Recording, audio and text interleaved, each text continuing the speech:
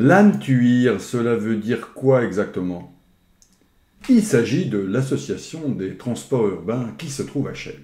C'est un véritable musée disposant de 120 véhicules d'occasion retraçant l'histoire des transports depuis 1860 à nos jours. On y trouve notamment des omnibus à chevaux, des tramways venus de province et de l'étranger, des trolleybus et grand nombre d'autobus encore en état de marche, sans oublier le métro. Notre association existe depuis 1957. Donc mathématiquement, on fête notre 60e anniversaire cette année. Il y a des affiches un peu partout, vous allez voir dans le musée. L'association a toujours fonctionné avec du bénévolat. Nous sommes à Chelles donc depuis 2008 environ. On commence effectivement par les omnibus à chevaux. Après, autobus métropolitain. Le métro a été mis en place en catastrophe pour l'exposition universelle de 1900. Voilà, donc c'est quand même des points importants.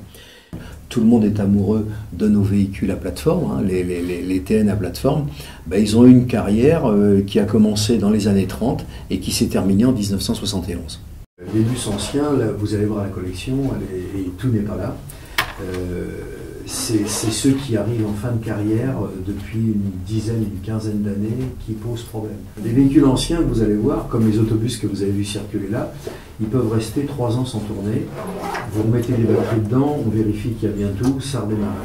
Aujourd'hui, avec l'air qui est arrivé dans les années 50, et encore que tout ce qui est Somia des années 50 et chaussons, c'est pas une grosse problématique, mais plus ils sont récents, et plus il faut que ça tourne régulièrement. Dans les tramways, alors il faut savoir que le tramway a quasiment disparu au milieu des années 30.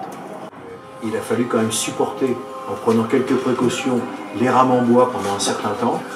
Et en fait, dans un premier temps, pour aller plus vite, on a simplement métallisé la partie où étaient entreposés les moteurs électriques. Donc c'est pour ça que vous avez sur certaines photos, vous trouverez une cohabitation du fer et du bois. Mais qu'est-ce qui arrive quand le métro crevait? Et oui, évidemment, bon, les pneus sont étudiés d'une certaine façon et l'incident, voilà, l'incident est rare, mais il arrive. Et donc en fait, effectivement, il y avait des rails secondaires qui permettaient de continuer à faire rouler le métro, ou tout du moins le faire cheminer jusqu'au centre d'entretien.